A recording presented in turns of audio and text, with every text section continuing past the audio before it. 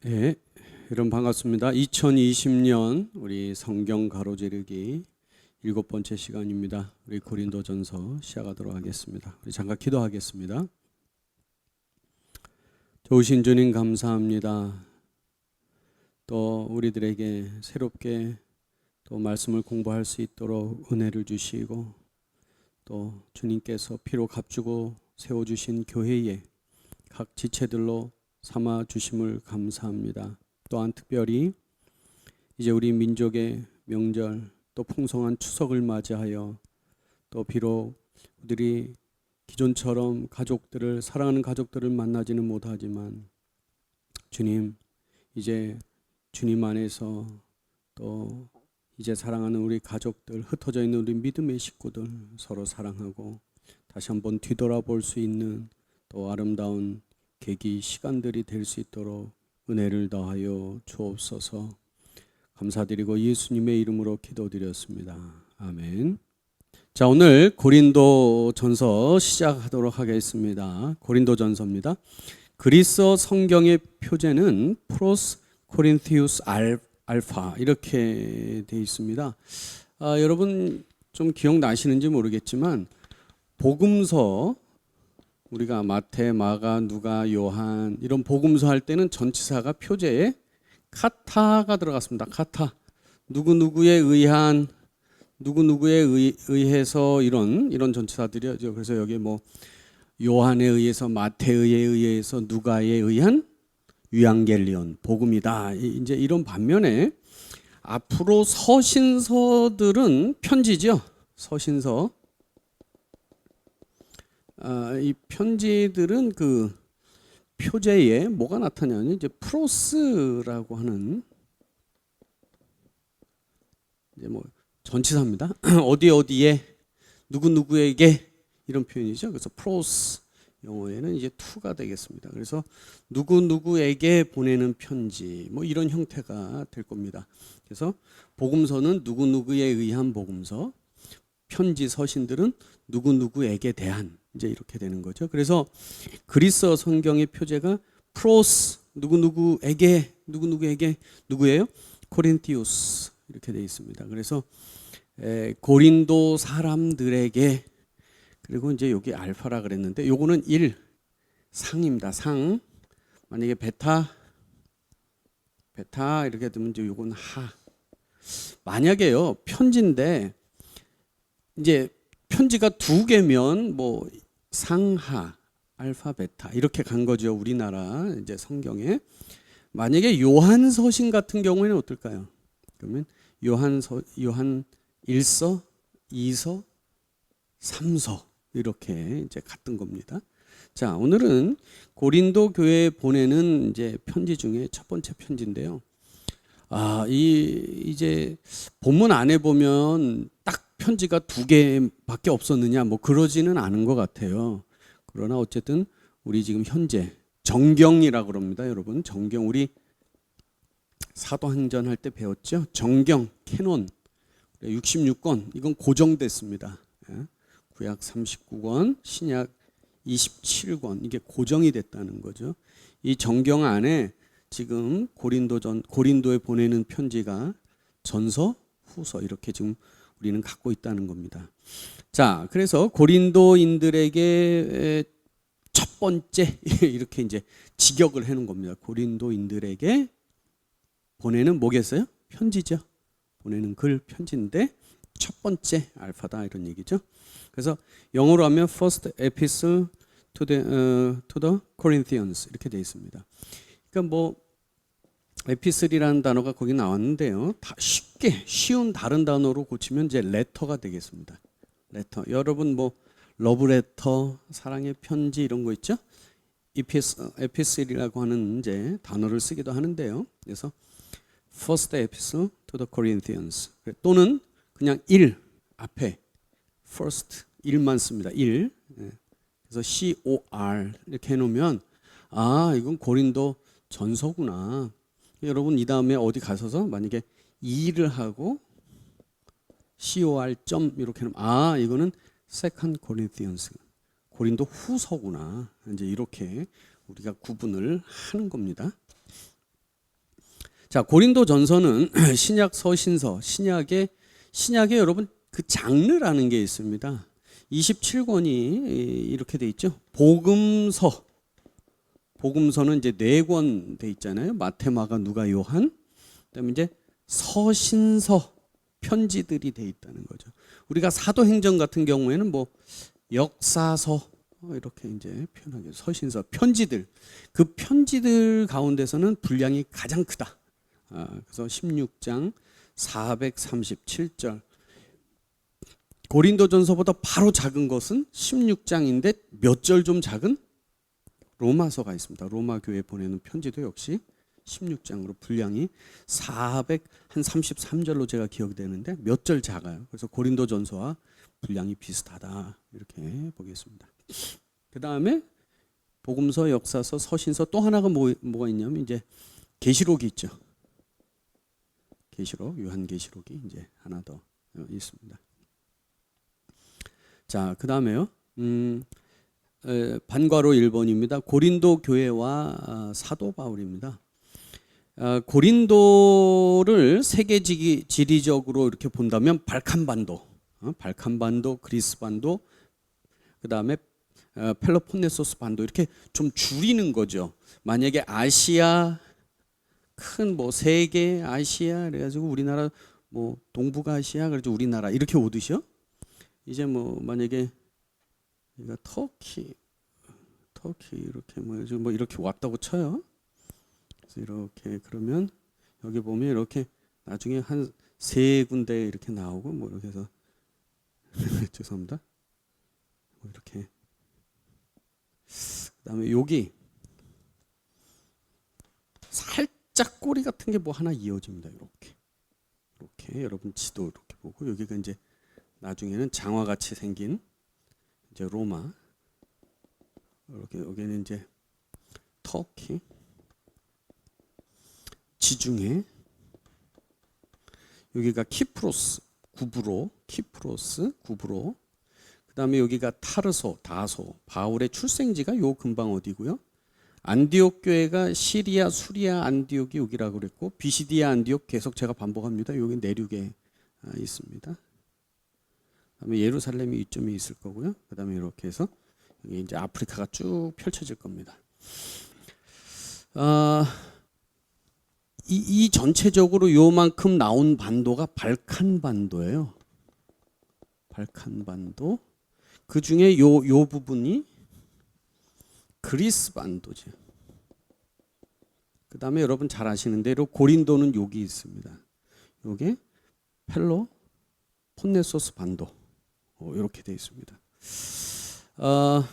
이 고린도는 그래서 뭐 동서 그 다음에 뭐 이렇게 아주 교통에 여기 고린도가 중요한 도시입니다. 왜냐하면요. 사도 바울이 활동할 당시는 여기가 마케도니아 주였습니다. 마케도니아 지방, 마케도니아 주, 로마의 속주죠. 그리고 요 아랫부분이 이제 아가야. 여기가 마케 또는 성경에는 마게도니아 이렇게 나옵니다. 그래서 여기 이렇게 여기요. 이렇게. 그래서 바울의 제2차 전도여행, 바울의 2차 전도여행 사도행전 16장서부터입니다. 그러면 이제 이렇게 넘어가서 여기에 나오는 첫 성 수도입니다. 여기가 빌립보예요. 빌립보. 그다음에 요 아가야, 여기 아가야의 수도가 여기 어디가 이제 지금은 그리스의 수도가 아테네지만 그 예전 로마 바울이 활동하던 시대 로마 시대에는 이쪽의 그 수도는 고린도였습니다. 아가야의 수도가. 그러니까 여러분 로마 사람들이 처음에는 이 히랍이라기도 하고 이제 그리스 헬라 문화를 굉장히 동경했습니다. 그래서 헬라어를 처음에 많이 썼어요. 헬라어. 그래서 만약에 이제 이런 거죠. 파울로스, 로스로 끝나면 이건 헬라어예요. 그리스. 나중에 이제 라틴어, 로만 말이 이제 나중에는 이제 전체적으로 쓰이는데 뭐 이런 거죠. 우스로 끝나면 이건 라틴어. 좀 비슷한데 차이가 나요. 파울로스. 그러니까 처음에는 파울로스 이런 말들이 많이 쓰였던 거죠. 그리스, 헬라 문화, 뭐 플라톤 철학, 그리고 이제 사도행전에도 이 바울이 아덴에 가서 헬라, 그리스 철학을 만난 것이 기록이 되어 있습니다. 제가 좀 이따 한번 말씀드릴게요. 그 이후에 로마가 점점 커진 이후에는 로마 문화가 이제 편만하게 이렇게 됩니다. 그래서 라틴어가 이제 쓰이게 되는 거죠. 자, 그래서 여기 이제 빌립보 우리가 기억할 게 이제 여기 아덴, 뭐 고린도. 근데 여러분 생각해 보세요. 이게 지중해고요. 이제 뭐 크레타 섬, 뭐 크레타 있죠? 여러분 크레타 섬이 요 어디 아래쪽에 있을 것 같은데 크레타. 자, 그러면 이렇게 해서 로마를 가는 게 아니고 여기 고린도 운하를 거쳐서 가는 거예요. 그래서 고린도에 운하가 있는 겁니다. 여기. 여러분 고린도 운하 이렇게 쳐보시면 인터넷에 그 그림 이게 깊고 좁은 운하가 쫙 돼 있는 게 여러분 생각해 보세요. 이렇게 돌아가야 되는데 여기로 이렇게 통과해 가는 거죠. 네, 금방 로마로 금방 가는 길. 그래서 여기 있는 대로 동서와 남북이 교차하는 상업과 무역의 요충지. 원래는 이게 이제 파괴당했던 도시입니다. 근데 로마에 의해서 이제 그 재건되죠. 고린도가. 그래서 사도 바울이 사역할 당시에는 국제적인 무역 도시, 항구 도시입니다. 항구 도시다 하는 얘기죠.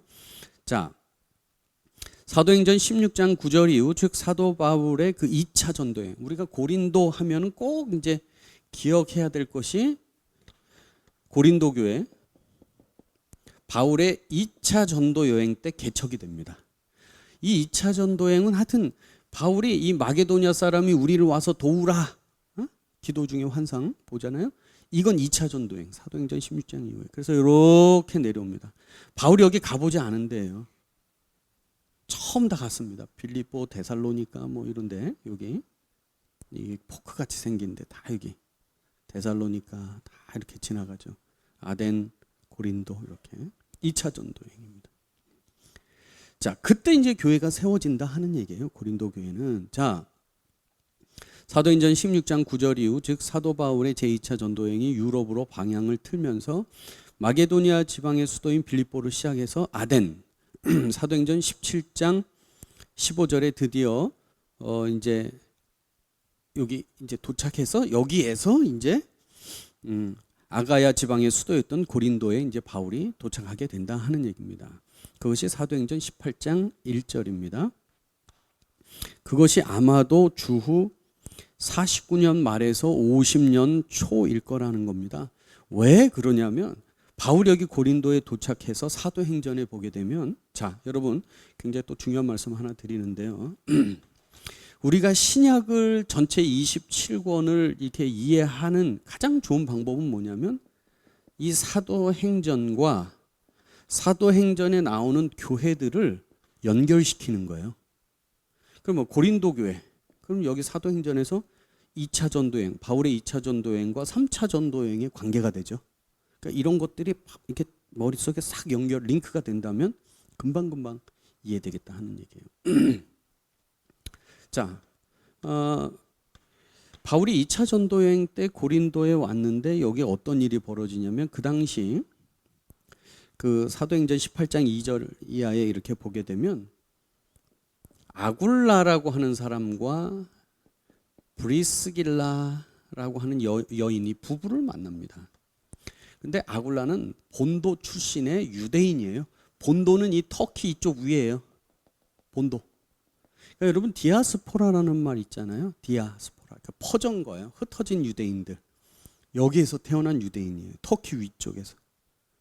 그래서 이 사람이 지금 어디로 어떻게든 사연은 모르지만 지금 로마 가서 살게 된 거예요. 로마. 이 브리스길라는 로마 여인으로 이제 전통적으로 이제 내려옵니다. 로마 사람이에요. 이제 여긴 유대인. 그런데 여러분 아시는 대로 사도행전에 18장 거기 보게 되면 그 당시 로마의 글라우디오, 굉장히 클라우디우스 황제 때 유대인들이 소란이 일어나서 유대인들을 다 로마에서 쫓아냅니다. 그 기록이 여기 사도행전 18장에 나와요. 그래서 이 로마에서 이렇게 배 타고 여기 이제 온 사람들 중에 아굴라 브리스길라를 이 부부를 바울이 만납니다. 왜냐하면 이 사람들의 직업이 뭐냐면 가죽을 다루는 사람들이에요. 가죽 천막이죠. 근데 이거 가죽 천막으로 이제 집을 짓기도 하고 군인용 텐트, 우리로 말하면은 조립식 집을 짓는 건축업자 비슷해요. 가죽을 다루는데 그냥 소공예라기보다도 그 당시 아마 바울의 아버지가 그 전해오는 얘기는 군인들과 함께 다니면서 가죽 텐트를 잘 했을 거라는 거예요. 그래서 전쟁에 이겨서 시민권을 받고 바울도 로마의 시민권자가 되지 않았느냐, 이런 얘기들이 있습니다. 그러니까 아굴라 브리스길라가 직업이 같기 때문에 만난 거죠. 그게 바로 2차 전도 여행 고린도에서 일어난 일입니다. 그렇기 때문에 사도행전 18장 11절에 의하면 바울은 이 고린도에서 약 1년 6개월, 18개월 정도를 머물며 이때 이제 이 고린도에서 교회가 생겨나죠. 하나님께서 바울을 통해 교회를 세우신다 하는 얘기입니다. 그러니까 여러분, 이 고린도라고 하는데 지금 제가 오늘 여기 많이 기록은 안 했지만 이 상업 도시고 항구 도시고 이 성문화가 굉장히 이제 발달하고 타락한 곳이죠. 그래서 이제 이런 얘기들이 있습니다. 어떤 한 소녀가 이제 너 어디서 왔어? 그러면 저 고린도 출신입니다. 그러면 아주 이렇게 낮게 보는, 이렇게 아주 직업적으로 그렇게 생활을 하는 뭐 이런 정도로 판단을 했다, 이런 게 있습니다. 그러니까 고린도는 경제적으로도 발달했지만 반면에 여러 가지 면에서는 이제 쉽게 말하면 좀 타락한, 여러 사람들이 섞여 사는, 뭐 이렇게 우리가 좀 이해해 볼 수 있겠습니다. 그래서 교회가 생길 수 없는 곳에 교회가 생겼다, 이렇게 말해요. 고린도에 교회가 생겼다, 하나님의 교회가 생겼다. 두 번째입니다. 이제 고린도 교회 상황이고요. 반괄호 2번입니다. 기록 시기. 본문 고린도전서 1장 1절에 이렇게 되어 있습니다. 하나님의 뜻을 따라 그리스도 예수의 사도로 부르심을 받은 바울. 여러분, 바울은 자기를 항상 뭐라고 불러요? 사도. 왜? 예수님을 육유로 만나지 못했지만 부활의 예수님을 난 만났다, 항상. 그리고 사도권이 항상 공격을 받았기 때문에 바울은 자기는 사도다, 늘. 난 사도다. 보내심을 받았다, 부르심을 받고 보내심을 받았다. 그리고 형제 소스데네라고 하는 사람이 나와요. 근데 이 소스데네라고 하는 사람은 바울의 이 2차 전도여행, 교회가 세워질 때쯤 이 고린도에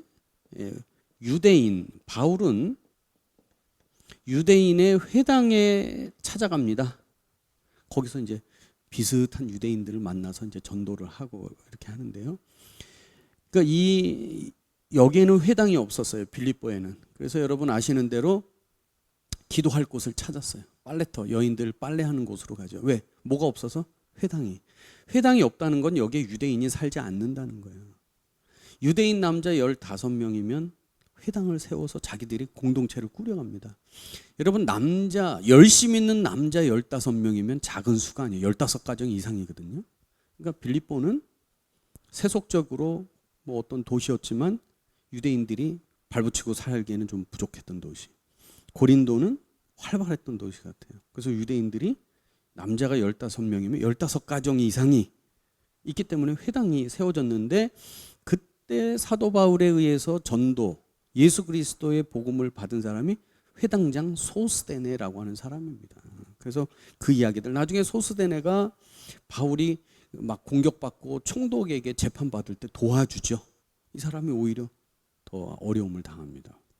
그 소스데네, 그래서 소스데네가 사도 바울과 함께 고린도전서를 발송한다, 고린도 교회에 편지를 보낸다 하는 얘기죠. 소스데네에 대해서는 더 이상 설명이 없지만 아마 바울의 2차 전도 여행 시 고린도에 있던 유대인의 회당장이었단 말이죠. 여러분 회당장이 전도가 됐어요. 회당장. 여러분이 복음서에 나오는 회당장 누구예요? 야이로. 야이로의 딸 죽어서 이렇게 살려주신 회당장. 굉장히 큰 사람입니다. 15가정 남자 그 15가정의 그 지도자니까 그 유대인 그 그룹의 지도자죠. 아마 이 소스데나와 동일 인물이 아닌가 추측하게 된다 하는 얘기고요. 제가 유인물들의 다 본문을 적어놨으니까 여러분 예전에 저희가 그 성경 가로지르기 하신 분들 구약 다 잘 맞추신 분 성경 지도 나눠드렸는데 성경 지도나 이 본문들을 하나하나 찬찬히 찾아가 보시면 더 재미있게 아마 보실 수 있을 겁니다. 후에 바울은 3차 전도여행. 자, 1차는 여기죠. 뭐 이고니온, 루스드라, 더베 뭐 이런 데 했다 그랬죠. 내륙. 그래서 2차는 이렇게 오고 2차에서 갈 때 들리는 곳이 여기 에베소를 들려요. 2차 들릴 때 에베소를 들립니다. 그리고 3차 이제 3차 때 다시 이 에베소로 가요. 바울이 3차 때 에베소 갑니다.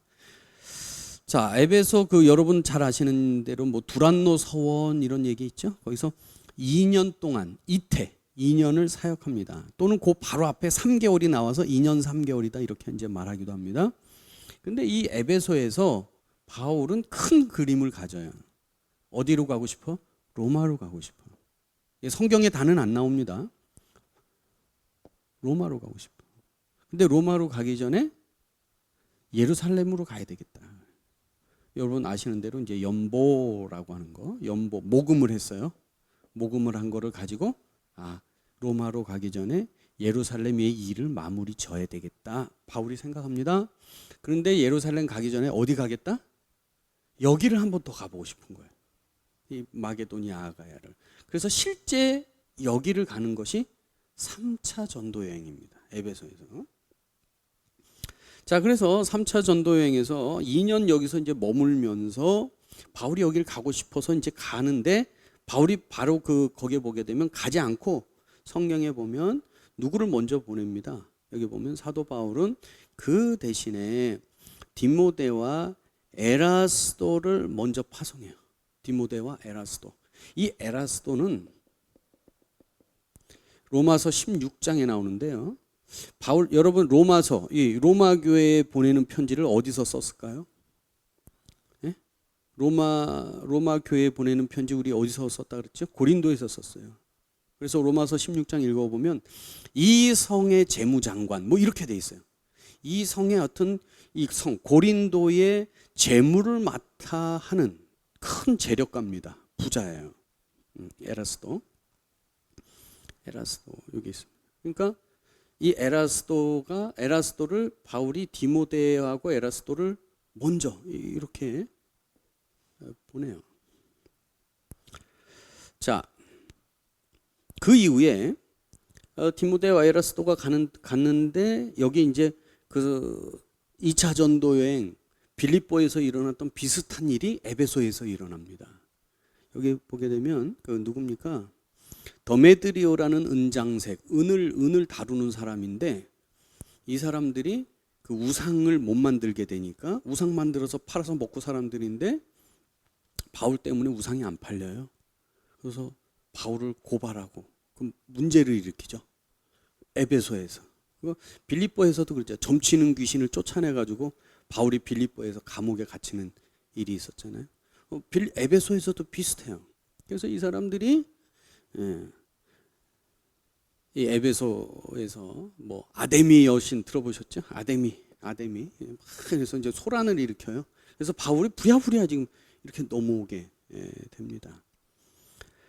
거기 보게 되면 그래서 소요 사건 이후에 이제 마게도니아와 요 헬라 그리스로 가는 이야기가 사도행전 20장 1절에서 3절. 지금 바울의 몇 차 전도 여행이죠? 바울의 몇 차 3차 전도 여행 하고 있습니다. 고린도 교회 개척은 2차 전도 여행. 고린도가 개척되는 거는 2차 전도 여행. 그렇죠? 바울이 고린도 전서를 쓰는 거는 에베소에서 3차 전도 여행 2년 머무를 때 썼을 거라 여겨져요. 2년. 여기 나오죠. 그러나 사도 바울은 그 대신 먼저 디모데와 에라스도를 파송하였고 그 이후에 에베소의 소요 사건이 그친 후 마게도니아 그리스로 가게 되었다. 이 사건은 고린도전서 16장 5절에서 12절 디모데 이렇게 먼저 보내면서 내가 오순절까지는 이 에베소에 잠깐 있을게 그리고 갈게 이런 얘기 있잖아요. 거기와 이제 잘 맞는다는 거예요. 사도 바울은 에베소에 머물면서 디모데를 고린도 교회에 보내는 것과 대체적으로 잘 어울린다. 이렇게 볼 때 고린도전서는 바울의 3차 전도 여행 때 에베소에 2년을 머물면서 이렇게 기록되었을 것이다. 여기 교회가 개척됐던 시기는 세계사적으로 클라우디우스 황제의 그 칙령 49년 예수님 태어나신 주후 49년의 그 추방 유대인 추방 때문에 그쯤이잖아요. 이제 이건 거의 이렇게 고정된 시기고 바울이 그 이야기들을 더듬어 그러면은 에베소에 2년 머물면서 고린도 교회에 편지를 쓴 건 언제쯤일까 했을 때는 한 54년경, 53년, 54년경일 것이다. 이렇게 지금 추측해 볼 수 있겠습니다.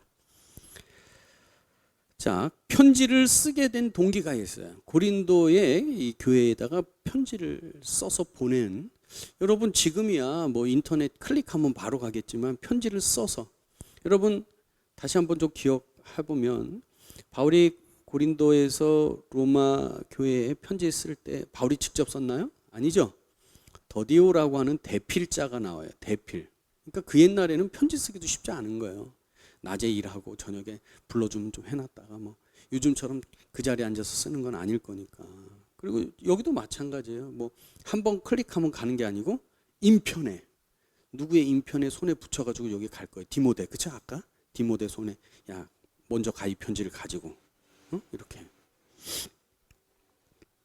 그럼 그 편지를 쓰게 된 그 동기가 있다는 거예요. 자, 그래서 우리가 한 세 가지를 봅니다. 세 가지. 본문 안에서 우리가 이제 세 가지 정도를 추측하는데 첫 번째 인편 사람을 통해서 들은 게 있다는 거예요. 사람을 통해서 그 본문 1장 11절 글로에의 집편 글로에가 누군지는 다 정확히는 알 수 없지만 글로에의 집편 글로에인지 글로에 집에 사는 아내인지 뭐 누군지 하여튼 요 권속이라는 얘기죠. 글로에의 집편을 통해서 너희에 대한 말이 내게 들렸다. 바울이 고린도 교회 소식을 글로에를 통해서 들었다. 그런데 그 얘기가 뭐예요? 분쟁, 싸움이 있다. 지금 교회가 갈라졌다. 여러분 고린도 교회는 지금 우리들처럼 교회를 생각하면 안 됩니다. 가정교회예요. 가정교회. 그죠? 집을 이렇게 마루를 내서 같이 모일 수 있는 가정을 낸 사람, 좀 부유한 사람이 몇 사람 있을 거고요. 나머지 분들은 아마 대개 다 경제적으로 어려운 이방인, 그렇죠? 여기 일단 고린도에 살아보겠다고 어디선가 와서 사시는 분들이 전도가 됐을 거예요. 예. 그 여기 빌립보에 자주 그 옷감, 그 실크로드, 그 옷감 이런 걸 팔았던 그 부자 여인이었죠. 리디아. 이 여인이 자기 집을 내서 이렇게 모였던 것처럼 아마 고린도도 누구인지 이제 여기 보면 이제 끝부분에 나오면 이제 스데바나가 나와요. 스데바나. 이런 분들이 아마 집을 냈을 거예요. 자기 모이는 처소로. 이제 그러니까 많지 않은 식구인데 어떤 분의 그 책을 보니까 50명이 채 되지 않았을 거다. 고린도 교회가 50명이 채 되지 않았을 거라는 거야. 그 당시 모이는 그런 걸 봤을 때 50명인데 지금 이제 본문을 보면 네 조각으로 갈라지거든요. 그럼 10몇 명씩 지금 갈라진 거예요. 우리가 보기엔 뭐 그럴까 그러지만 굉장히 심각한 문제다 하는 얘기죠. 두 번째 고린도전서 5장서부터는 이제 이렇게 되어 있습니다. 너희 중에 음행이 있다 함을 들었다. 제가 요 책의 구조는요, 뭐 고린도전서로 유명한 티스턴도 있고 뭐 여러분들 뭐 김세윤 교수님 책도 있지만 제가 이번에 본 책은 그 조병수 교수님의 그 고린도전서 어떻게 읽을까를 제가 좀 이번에는 그 책을 가지고 좀 자료를 좀 만들었습니다. 그 교수님의 주장은 이거예요. 그러니까 소식을 들어서 그 교회에게 어떤 대답을 주는데 하나는 글로에라고 하는 인편, 또 하나는 누군가에 의해서 막연하게 들었다는 거예요. 5장. 근데 여기는 글로의 집을 통해서 들었다. 5장 1절에는 누군지는 모르나 소문에 의해서 내가 들었다는 거예요. 그 얘기는 뭡니까? 음행이나 그 교회에 소송 분쟁이 있다는 거예요. 자, 세 번째입니다. 서신의 그 정보가 있다. 그건 뭐냐면 그 7장서부터는요. 7장 뭐 1절서부터는 뭐뭐에 대하여 이렇게 딱 영어 이 쉬운 표현은 전치사 on을 쓰는 거예요. on 주제에 대한 on 뭐 이렇게 그래서 페리라고 하는 이제 전치사를 쓴 건데요. 너희들이 쓴 것에 대해서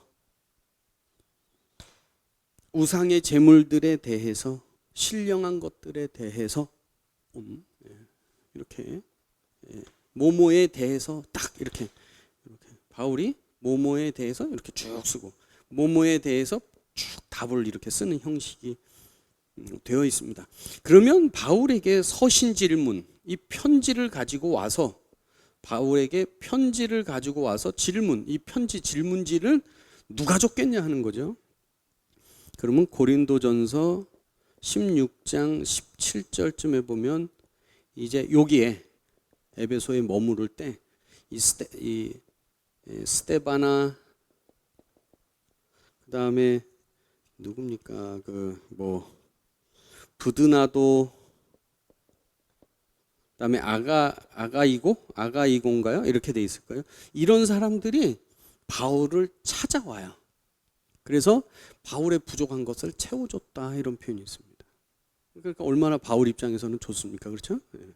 그때 아마 손에 이런 걸 가져왔던 것 같아요. 사도 바울 선생님, 우리 교회가 선생님 없는 동안에 그래도 이렇게 움직여 왔는데 이런 문제가 있습니다. 이런 문제가 있습니다. 이런 문제가 있습니다. 그 편지를 드렸을 때 읽어보고 그 답을 다시 써서 이제 줬다. 이렇게 볼 수 있다는 거예요. 그래서 이제 다음 장입니다. 고린도전서의 구조 및 내용. 그러면 이제 그 아까 우리 조병수 교수님의 그 구조를 따라서 이렇게 본다면 서론, 본론, 결론인데요. 그 본론 안에 인편 정보로 인한 내용, 구두 정보, 사람의 어떤 소문에 의해서 들은 정보를 가지고 이제 글을 쓴 내용, 편지를 쓴 내용. 그다음에 이제 마지막 세 번째 서신, 편지를 가지고 질문에 해온 것에 대한 답변을 쓴 것이 이제 마지막 7장에서 16장까지 이렇게 이어진다. 이렇게 구조를 우리가 볼 수 있겠죠. 제가 고린도전서는요 명확해요. 어렵지가 않아요. 다만 그 문제들이 많고 복잡해서 그러지 그 서신 자체는 제가 봤을 때 그렇게 어렵지 않다. 이렇게 보겠습니다. 자, 이제 본문을 좀 시작해 보도록 하겠습니다. 자, 고린도전서 1장입니다. 하나님의 뜻을 따라 그리스도 예수의 사도로 부르심을 받았다. 그 다음에 바울과 소스데네가 편지한다. 그러면 지금 바울과 소스데네는 에베소에 있겠죠. 여기서 지금 이 교회에게 편지한다. 자, 보면 고린도에 있는 하나님의 교회, 고린도에 있는 하나님의 교회, 하나님의 교회 이렇게 되어 있습니다.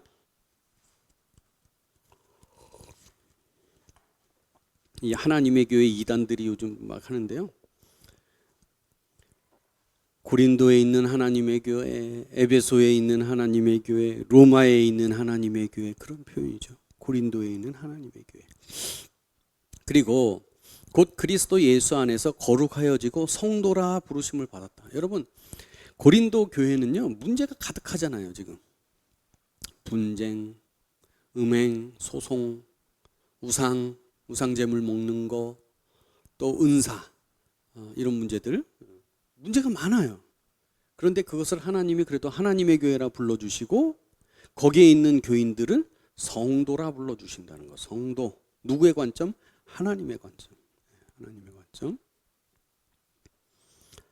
그 다음에 이제 본격적으로 1장 11절.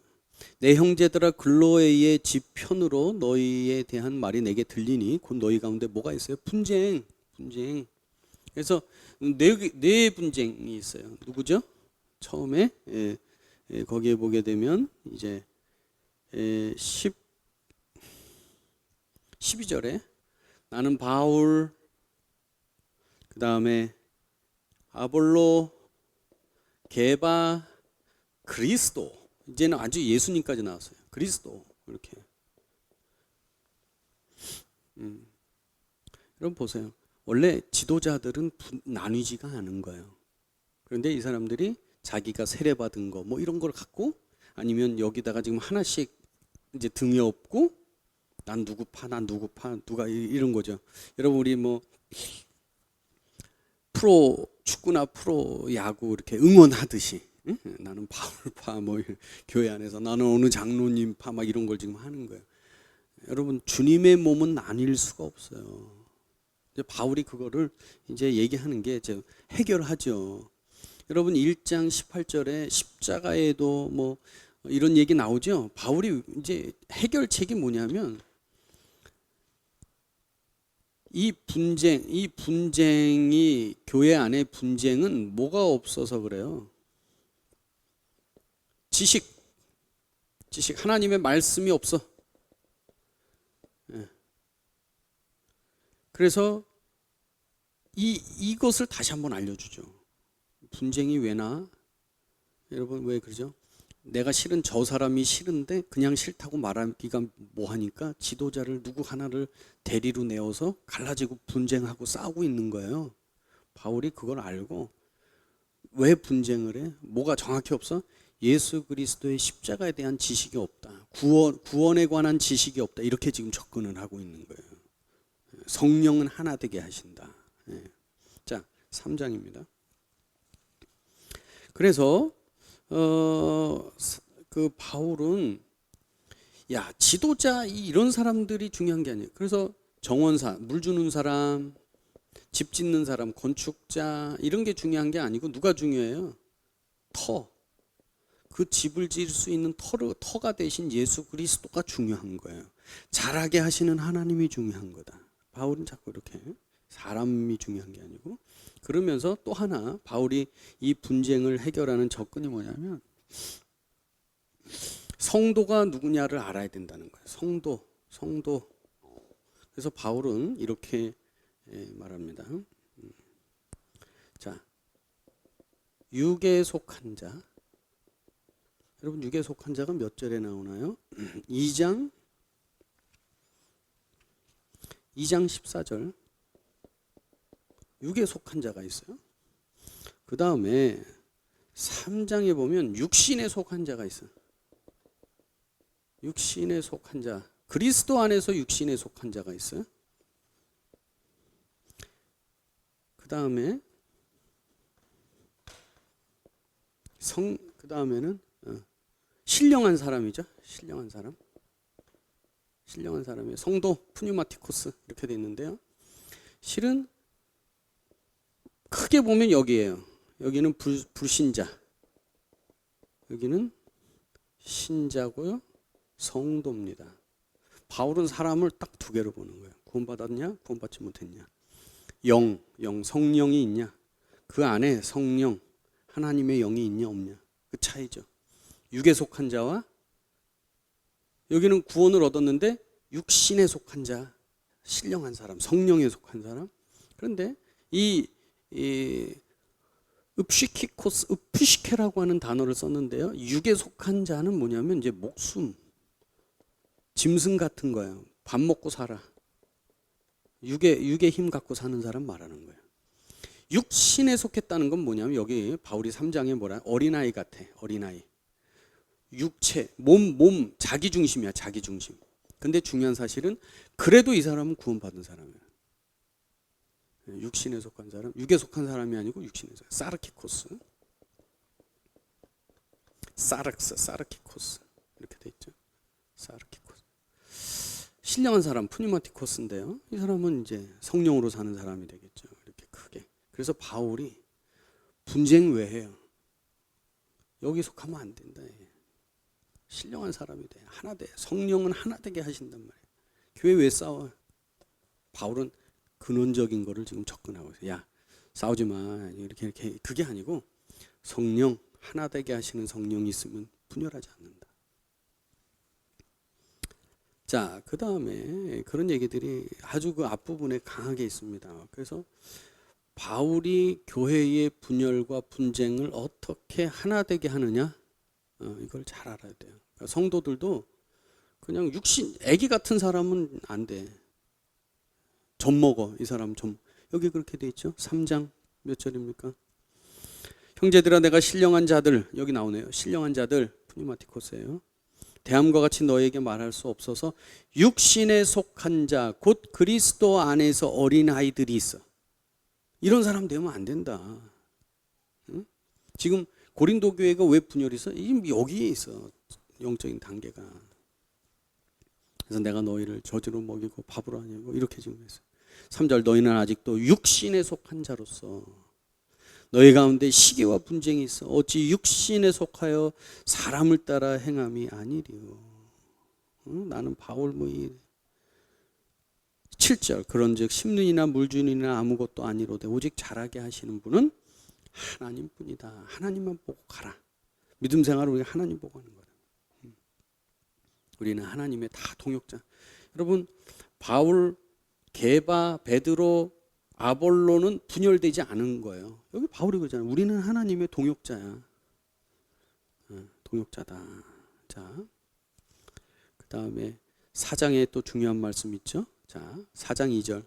맡은 자들에게 구할 것은 충성. 이게 아주 간단하면서도 실은 번역이 아주 어려운 본문입니다. 충성해라. 하나님의 비밀. 4장 1절. 하나님의 비밀 누구예요? 계시. 하나님의 지혜. 이게 뭐예요? 지혜. 예수 그리스도예요. 예수 그리스도. 예수님의 그리스도고 그 방법은 십자가예요. 고린도 후서에도 나오죠. 약할 때 강함이 되는 방식이에요. 하나님이 사람의 몸을 입고 있다 낮아지시는 방식이에요. 레바논의 백향목 같은 나무가 아니고 겨자씨가 큰 나무가 되는 비밀. 겨자씨가 조그만 게. 이게 비밀 지혜. 응? 세상은 모르죠. 응? 자, 5장. 자, 5장 1절. 자, 너희 중에 심지어 음행이 있다. 아까 앞부분은 전체적으로 근로의 지편에 들은 얘기고 해결하는 거예요. 5장 1절. 너희 중에 음행이 있다. 이거를 다른 소문을 통해 들었다 하는 얘기죠. 근데 여기 보게 되니까 누가 아버지의 아내를 취하였다. 실제 친모는 아닐 것이다. 그렇죠. 이건 아주 상상도 못할 일이죠. 아마 아버지의 그 새로운 어머니를 범행. 이거 좀 바울이 이거는 뭐라 그래요? 이 얘기는 어찌 2절입니다. 어찌 통한이 여기지 아니하고 그 일을 행한 자를 너희 중에서 쫓아내지 않았냐.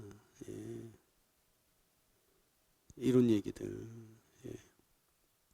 그래서 음행. 예. 그러니까 어떤 고린도라고 하는 지역의 정서, 심성. 여러분, 예수님께서 밭에 비유하시고 씨 뿌릴 때 그 심성, 마음. 그러니까 우리 심성. 우리 심성에 늘 이 심성을 좋게 갖는 거죠. 이 고린도라고 하는 문화 환경에 심성이 흔들리는 거예요. 성문화에. 괜찮겠지. 이러면 안 된다. 자, 그 다음에 6장은 세상의 송사, 법정의 송사. 예, 우리는 그러니까 가급적 이런 일을 하지 마라. 세상에 우리가 판단받는 거 하지 마라. 나중에 바울이 뭐라고 말하냐면 우리는 천사를 판단할 사람들이에요. 저와 여러분은 이제 부활의 몸을 입고 하늘에 이제 하늘나라에 예수님 재림하시고 막 이러면 천사를 판단할 사람들인데 왜 세상의 판단을 받느냐? 세상에 판단받는 거 하지 마라. 그런 얘기입니다. 자, 그리고 몸으로 6장에도 몸으로 하나님께 영광을 돌리라. 이건 바울이 계속 로마서에도 그러죠. 의의 병기로 드려라. 몸을 주님이 쓰시기에 내드려서 주님이 쓰시도록 그렇게 하라. 이런 얘기들. 그리고 음행, 너희의 전인 19장 유명하죠. 너희 가운데 계신 성령의 전인 줄 알지 못하느냐. 성령이 계신데 그 몸 갖고 그렇게 하면 되겠냐. 이제 이런 얘기죠. 자, 7장 1절입니다. 너희가 쓴 문제들에 대해서, 이제 아까 말씀드렸죠. 이제 바울에게 편지가 와서 편지를 읽어보니까 편지에 질문이 담겨 있습니다. 그 질문 중에 첫 번째가 결혼에 관한 문제. 결혼에 관한 문제. 그래서 각 하나님께서 부르신 대로 해라. 부르신 대로. 그렇죠? 부부를 주셔서, 가정을 주셔서 이렇게 하게 하셨다. 뭐 혼자 살아라, 살지 마라, 그게 아니고, 여기 보면 다 은사가 있다, 이런 얘기죠. 7절, 나는 모든 사람이 나와 같기를 원하노라. 그러나 각각 하나님께 받은 자기 은사가 있다, 이렇게. 그리고 뭐 어렵지 않습니다. 이제 그거는 읽어보시면 되고, 8장도 이제 우상의 제물, 강한 자, 약한 자. 여러분, 그 당시 이 그리스 문화에서는 고기가 원래는 신전에 드려져서 나오는 겁니다. 여러분, 우리 고기, 지금 만약에 저희가 소를 집에서 길러요. 그럼 소고기 먹고 싶으면 내가 길렀다고 소 내가 잡아서 먹을 수 있어요, 없어요? 안 되죠? 이거는 실정법 위반입니다. 이런 소, 돼지도 지금은 마찬가지예요. 예전에는 돼지를 막 잡고 그랬어요, 동네에서. 소는 안 되는데 정부에서 이거 규제하고 있는 거예요. 그래서 뭐가 있어요? 도축업이 있고 정육점이 있습니다. 관리하는 거예요, 정부에서. 막 잡으면 안 돼. 도축장에서 잡아야 되고 정육점 가서 사 먹어야 되는 거예요. 근데 이제 그 당시 고린도에서는 이런 것들이 신전 그리스 신들에게 이렇게 드려져서 시장 마켓에 나오게 됐다는 거예요. 그러니까 근데 실은 바울은 뭐예요? 먹어도 돼. 음식이 뭐 하나님 다 주셨어. 그래서 먹을 수 있어. 그거 강한 자야. 근데 약한 자는 뭐냐? 깨름직한 거야.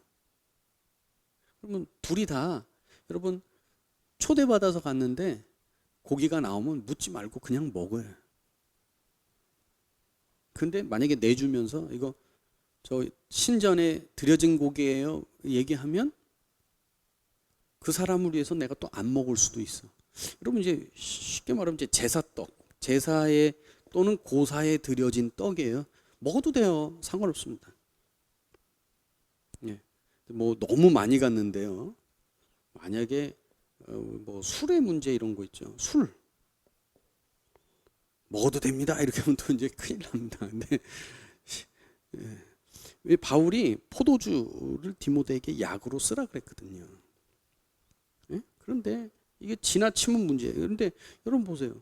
매일 우리 하성교회 다닌다는 분들이 매일 술집에서 나오고 그러면은 다른 분들이 넘어지고 실족하잖아요. 그러니까 나는 먹을 수는 있지만 나 때문에 실족할 수 있는 사람을 위해서 안 먹을 수 있는 사람이 되라는 거예요. 바울은 쉽게 말하면 다 먹을 수 있죠. 안 먹어. 남을 배려할 수 있는 다른 사람을, 그렇죠?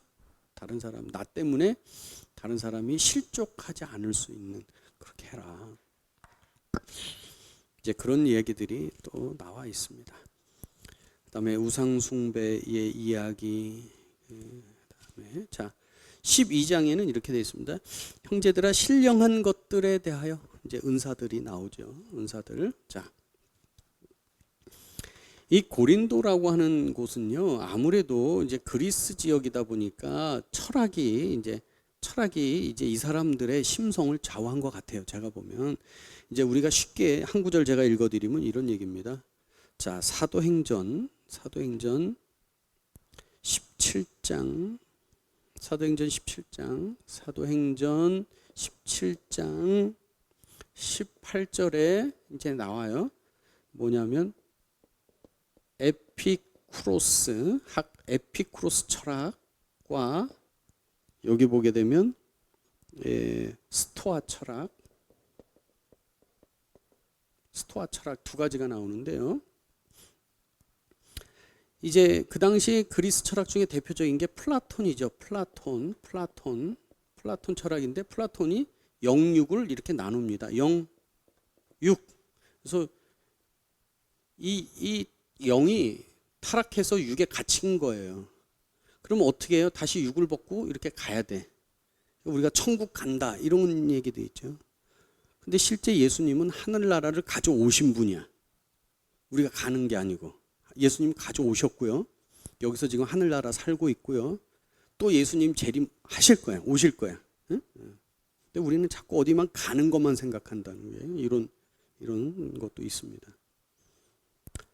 자, 그런데 이 플라톤 철학 중에 이제 에피큐로스가 왜냐하면 이 육을 악하게 보기 때문에, 감옥으로 보기 때문에, 에피큐로스 이거는 쾌락주의죠. 쾌락. 막 써. 그냥 어차피 죽을 거 뭐 이러면서 막 써. 그런데 이런 거 있죠. 어차피 죽을 거지만 잘 쓰자 좀. 응? 이게 스토아, 절제 이렇게 자기를 이렇게 통제하고 막 이런 거죠. 스토아. 기독교의 스토아적인 이런 요소들이 이제 있지요. 우리가 영향을 받았다기보다도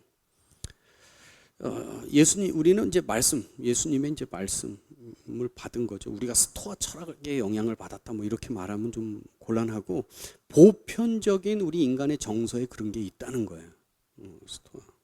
에피큐로스는 쾌락주의 막 쓰는 거고, 스토아는 뭐 절제하고 금욕하고. 여러분 그런 성향이 있잖아요. 어떤 사람들은 좀 절약하는 거 좋아하고 절제하는 거 좋아하고, 어떤 사람들은 막 쓰는 이런 경향들이 있다 하는 거죠. 자, 그러면서 이 그리스 철학에서는 그러면은 어떻게 이제 플라톤적으로 이 구원, 여기서 어떻게 육을 벗고 영으로 들어가는, 이게 이제 지식이에요. 이 지식 구원이죠. 이렇게 깨닫는 거. 여러분 이렇게 해서 왜 피타고라스 뭐 A, B, C 그러면 뭡니까? B제곱 더하기 C제곱은 A제곱을 더한 것 같다. 플라톤 정리, 이제 누구죠? 피타고라스 정리. 이런 게 지식이에요. 구원이다 이거예요. 이게 그 옛날에 이런 걸 해냈잖아요, 사람들이. 이런 거죠. 철학적인 어떤 지식, 깨달음 뭐 이런 거 있죠. 자, 그래서 여기 보게 되면 이제 신령한 것 이 사람들이 그 영적이다 이런 걸 사모해요.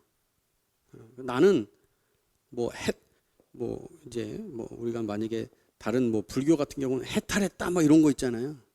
어디 들어갔다. 뭐 입신 어느 수준에 뭐 내가 들어갔다. 이렇게 나는 구원받았다. 뭐 이런 그런 것을 가지고 이제 어떤 뭐 방언이라든지 이런 어떤 현상을 증거로 내세운 거예요. 증거. 나는 이미 구원받았다. 그럼 어떻게 하냐? 방언한다. 방언하면 다 구원받. 이런 식으로 해. 그럼 방언하면 구원받았나요? 구원은 이런 걸로 오는 게 아니고, 우리가 예수님을 만나야 되고 성령 받아야 되고, 그렇죠? 그래 구원받는 거예요. 뭐 단순히 방언한다고 구원을 받는 건 아니죠. 이거는 그 이후에 선물로 우리들에게 주실 수 있는 거다. 이제 이런 거죠. 근데 이제 고린도 사람들은 이제 이런 어떤 열광주의, 교회 다녀도 조용하게 기도하면은 뭔가 뭐 이렇게 뛰고 막 이래야 뭐 컬컬 이게 뭔가 이렇게 된 것 같은, 뭐 너무 이런데 사로잡히다. 이렇게 극단으로 치우쳤다. 그래서 사도 바울이 이런 문제들, 신령한 것에 대해서 알지 못하기를 원하지 않아. 그냥 알아야 된다는 거예요. 신령한 것에 알아야 되겠다. 바울이 신령한 것들에 대해서 알아야 되겠다. 이러면서 알려주는 겁니다. 교회는 주님의 몸, 지체다 이거예요. 우리가 다 같이 지체다. 그리고 하나님 지금 주님께서 각자 지체이기 때문에 뭐가 있어요? 각자 손은 손대로. 이게 은사예요. 어떤 사람은 지식에, 어떤 사람은 예언에, 어떤 사람은 봉사에, 어떤 사람은 재물을 주시고, 그래서 아름다운 주님의 몸을 이뤄가는 게 은사인데, 사람들은 주님의 관점의 은사를 생각하지 아니하고 내 관점의 은사를 생각해요. 방언 주고 예언 주고 능력 행하고 병 고치고 이런 것만 좋아하는 거죠. 말씀을 깨닫고 전도하고 희생하고 봉사하는 거. 여러분, 봉사의 전도를 주세요. 그렇게 기도하는 분 많지 않아요?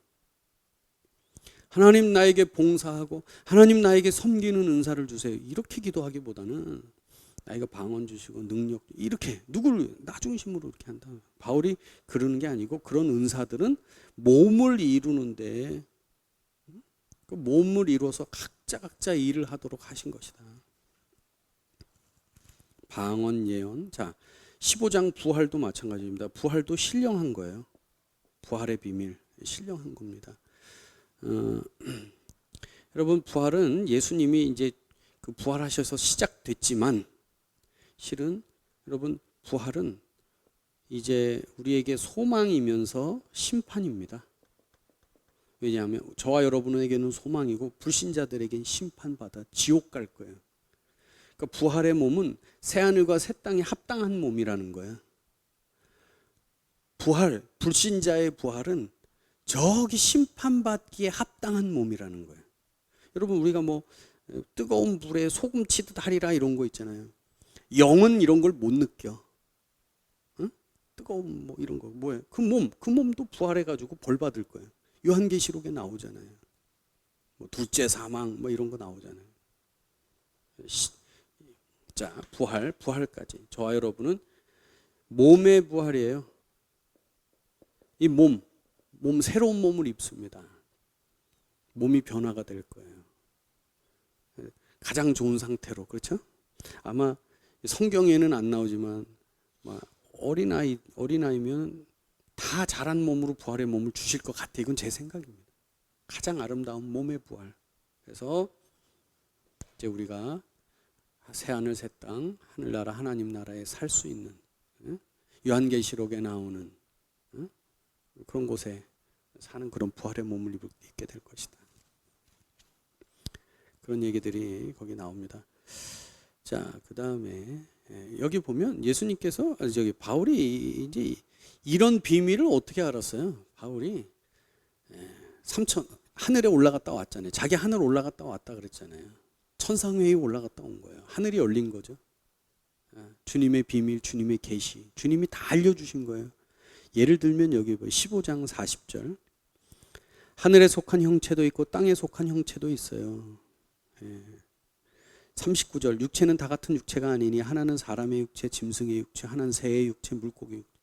각각 자기 환경에 살기 좋은 몸을 주신 거예요. 부활의 몸으로 우리는 새하늘 새 땅에 살 수 있는 부활의 몸, 병이 없는 몸, 코로나 두려워하지 않는 몸, 신령한 몸으로, 영으로만 아니고 신령한 몸의 부활이 있을 것이다. 여러분, 이런 소망이 있게 되길 간절히 바랍니다. 죽어도 죽는 게 아니잖아요. 잔다 이렇게 쉴 때 우리의 몸이 변화가 될 것이다. 자, 마지막 16장입니다. 성도를 위하는 연보. 연보라고 하는 단어는 그 앞부분에 제가 적어놨는데요. 로게이아라고 하는 단어예요. 로게이아. 이 로게이아는 뭐냐면은 모금입니다. 모금. 왜 모금을 했죠? 예루살렘 교회에 구제하려고. 왜냐하면 주는 게 중요한 게 아니고 이 예루살렘 교회에서 이걸 받아주는 게 중요한 거예요. 여러분, 돈 안 받아 그러면 그만이잖아요. 니네 뭐 돈이 그렇게 많아? 안 받아. 여기가 흉년 들었거든요. 글라우디오 황제 때. 그러나 이방인들이 걷어서 이렇게 줄 때 화해가 일어나는 거예요. 화해의 복음, 하나 되는 복음. 여러분 로마서도 하나 되는 복음이에요. 어떻게 하나 돼? 예수 안에 하나 되는 거예요. 그런데 세계적인 신학자들은 어떻게 해요? 유대인은 유대인의 길, 우리는 우리 길 이렇게 말 아니에요. 예수 그리스도로 칭의, 의롭다 여겨지는 그 하나의 길이에요. 이방인이나 유대인이나 다 똑같단 말이에요. 화해의 복음. 여기도 화해의 복음이 있어. 분쟁을 화해의 복음. 예수 그리스도 안에서. 자, 그래서 여기 지금 그렇게 주는 겁니다. 연복. 그 다음에 6절 같은 데 볼까요? 자, 혹 너희와 함께 머물며 겨울을 지낼 듯도 하니, 지금 고린도에 가고 싶은 거예요. 고린도 가죠. 결국 이제 고린도에 가요. 고린도에. 자, 그 다음에 18절, 내가 오순절까지 에베소에 머물러 한다. 내게 광대하고 유효한 문이 열렸으나 대적하는 자도 있다. 자, 10절, 디모데가 이르거든 너희는 조심하여 그로 두려움 없이 너희 가운데 있게 하라. 디모데를 보냈으니까 잘 보살펴 주라고 하는 얘기죠. 그렇죠? 디모데를 잘 보살피는 게 바울을 받아주는 거예요. 디모데 구박하면 바울을 구박하는 게 되는 거죠. 자, 그 다음에 13절, 깨어 믿음에 굳게 서서 남자답게 강건하라. 15절, 형제들아 스데바나의 집, 곧 아가야의 첫 열매, 또 성도 섬기기로 작정했다. 얼마나 귀합니까? 이 땅에 사는 동안에 주님을 섬기고 나는 교회를 섬기고 성도를 섬기기로 작정했다는 거예요. 이 스데바나는 고린도 교회에 그런 사람이 있는 거예요. 이 같은 사람과 또 함께 일하며 수고하는 모든 사람에게 순종하라. 그 바울이 스데바나를 칭찬하면서 그에게 권위를 주죠. 17절, 내가 스데바나와 브드나도는 이제 제가 유인물에 나눠 드렸죠.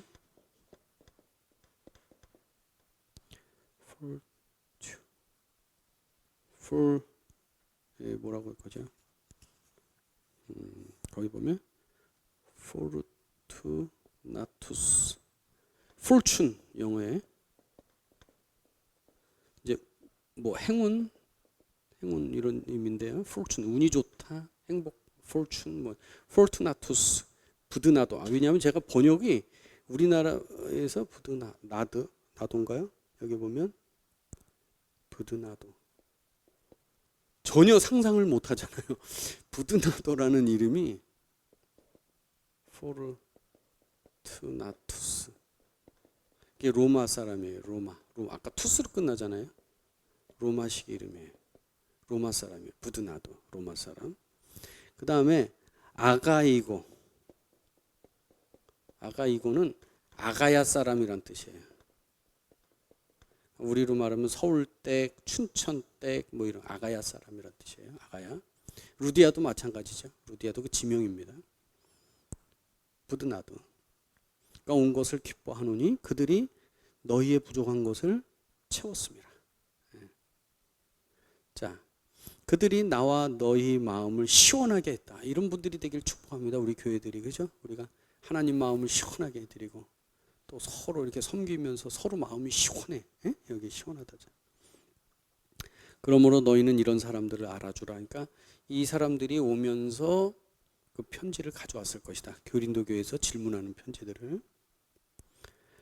자, 그 다음에 19절, 아시아의 교회들이 너희에게 문안하고 아굴라와 브리스길라 그 집에 있는 교회가 주 안에서 너희에게 간절히 문안하고 모든 형제도 너희에게 문안하니 너희는 거룩한 입맞춤으로 서로 문안하라. 뭐 이렇게 돼 있고 끝에 문안 인사로 이렇게 맞춰주고 있습니다.